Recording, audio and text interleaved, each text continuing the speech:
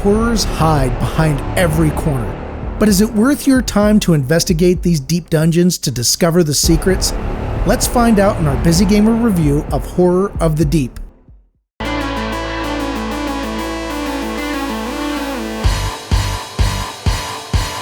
Welcome back to No Time Gamer.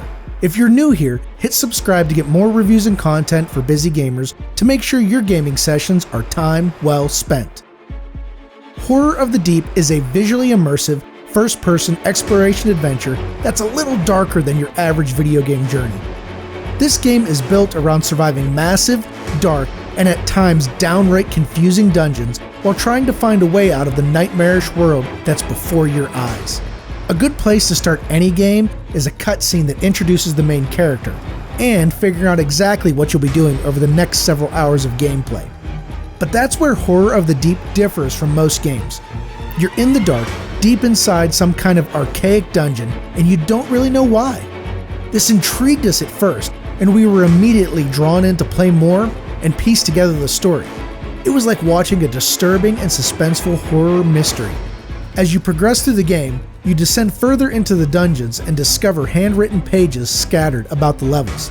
These are daunting messages describing the horrifying experiences of someone who we presume went through exactly what you were experiencing. Unfortunately, these notes don't really piece together any kind of lore for you to follow, other than what seems to be your own impending doom. You find out quickly that combat is not an element of Horror of the Deep, and your only option to avoid the frightening creatures, which you will inevitably encounter, is to stealthily advance through the area and hope they don't see you.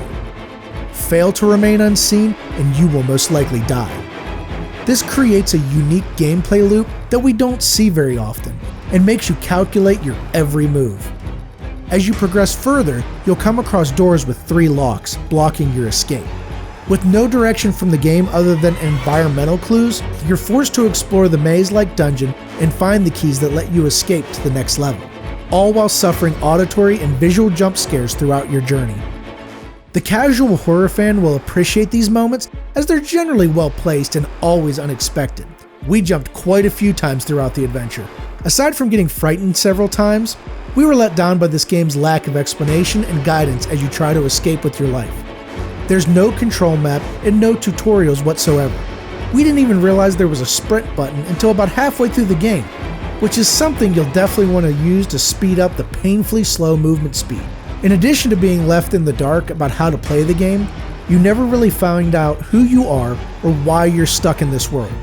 It's unfortunate because the game really does have solid elements of a great horror adventure, but it isn't enough to make you want to come back for more. The levels of the game are mostly short, and you feel like you're making decent progress in a short amount of time.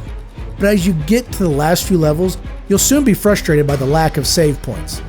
When you die, and trust us, you will, you'll start from the beginning of the entire level. For our family-minded horror aficionados, Horror of the Deep is more of a solo, not with the kids around kind of game.